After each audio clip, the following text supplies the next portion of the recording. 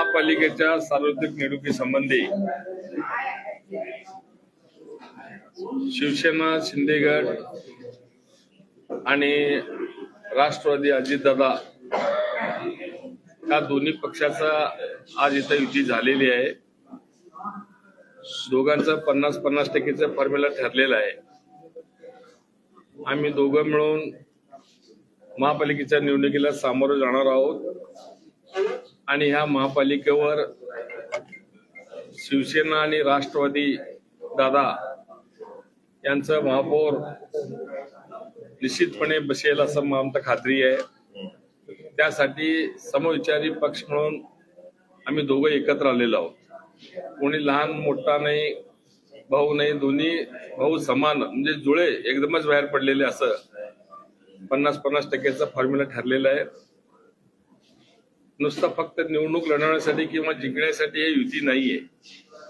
या महापालिकेमधले जेवढे कामं आजपर्यंत प्रलंबित आहेत, सोलापूर शहराच्या विकासासाठी जे काही करणं आहे ते सगळं करण्यासाठी आम्ही फार विचारपूर्वक ही युती केलेली आहे। नगर विकास खाता आदरणीय आमचे मुख्य नेते नामदार उपमुख्यमंत्री शिंदे साहेबांकडे आहे आणि राज्याची तिजोरी आदरणीय नामदार उपमुख्यमंत्री अजितदादाकडे आहे। म्हणजे दोन्ही खात्याचं जर मेळ घातलं तर सोलापूरच्या ह्या शहराच्या विकासासाठी भरमसाठ निधी आल्याशिवाय राहणार नाही आणि त्या निधीचा सदुपयोग करून जे कामं या शहरातल्या नागरिकांचे अडलेले आहेत किंवा आवश्यक आहे पुढे करणं भविष्यात ते जरुरी आहे, ते सर्व कामं निश्चितपणे भविष्यकाळामध्ये आम्ही पूर्ण करू।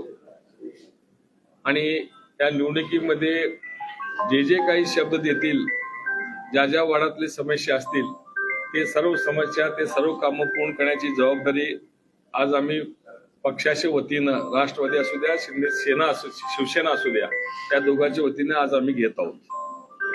टोटली म्हणजे 102 जागा दोन्ही मिळून लढून आहोत। 51 जागा त्यांच्याकडे, 51 जागा आमच्याकडे, 51 जागा आमच्याकडे, 51 जागा आपण त्यांना दिलेल्या आहेत। प्रभाग कोण लढवणार हे ठरलंय का? नाही, ते ठरेल, आमच्या इंटरनल चर्चेमध्ये चर्चा पूर्ण झाली। 50 जागा 50% जागा दोन्ही पक्षांनी लढवायचे ठरलेत। सन्मानाने दोघांनी निम्म्या जागा देण्याचं मान्य केलेलं आहे। आता सोलापूरच्या विकासाच्या दृष्टिकोनातून आम्ही सर्वजण एकत्र बसून हा फॉर्म्युला काढलेला आहे। त्याच्या पुढची प्रक्रिया जे प्रभागाच्या संदर्भातले असेल, कुठले प्रभाग सोडायचे असेल त्यानंतर आम्ही थोड्या वेळात बसून आम्ही जवळपास 8 दिवसापासून आम्ही भाजपसोबत बोलणी सुरू होती, मात्र एका रात्रीत असं काय घडलं समीकरणात बदल घेतलं पूर्ण एका रात्रीत राज्यामध्ये भाजपमध्ये बोलणं सुरू होतं, भाजपचे लोक पॉझिटिव्ह होते, पण एका रात्रीत काय बदललं सगळं? निर्माण केलेली परिस्थिती आहे।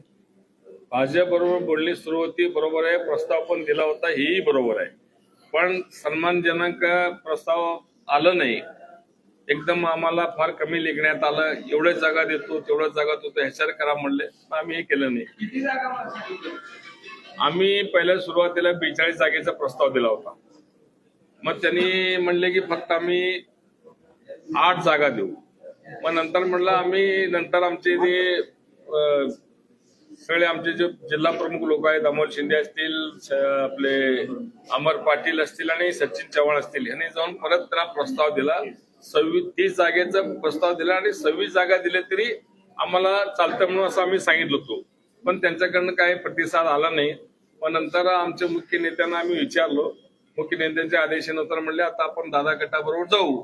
मग आम्ही सर्व दादा गटाच्या नेत्याला इथं पवार असतील, खळटकर असतील, चंदनशिव साहेब असतील, बेरिया साहेब असतील यांची संपर्क साधला।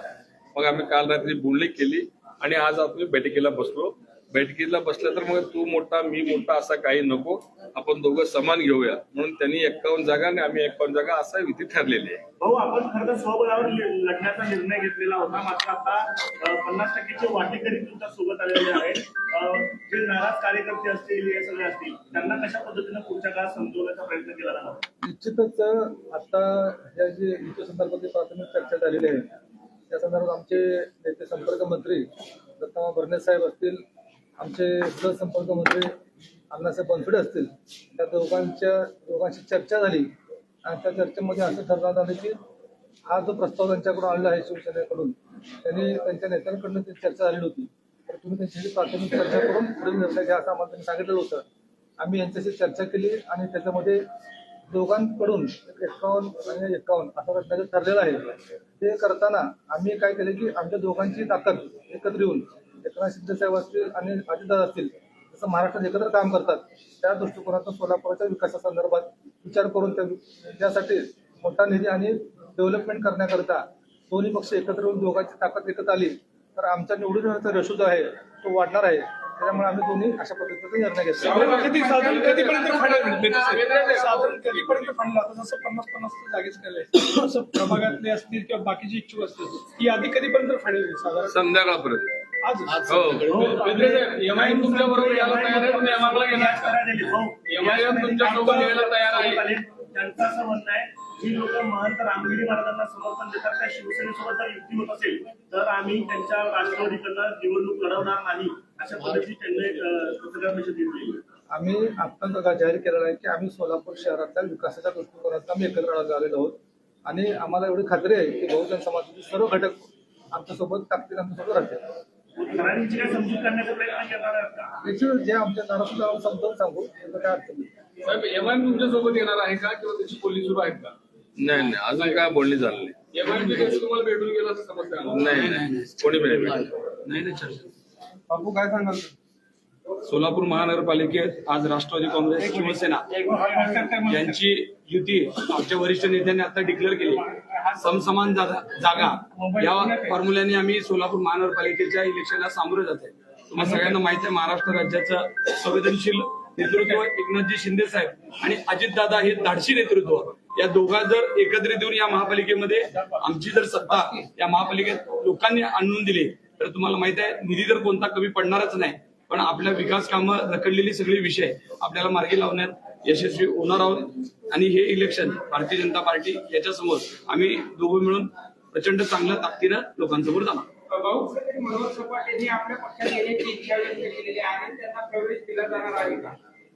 त्यांनी पक्षात येण्यासाठी जी इच्छा व्यक्त केली त्या संदर्भात आम्ही त्याला स्पष्ट सांगितलं की वरिष्ठांशी चर्चा करून आम्ही तो निर्णय घेणार आहोत. तर आम्ही ते घेणार नाही. थँक्यू.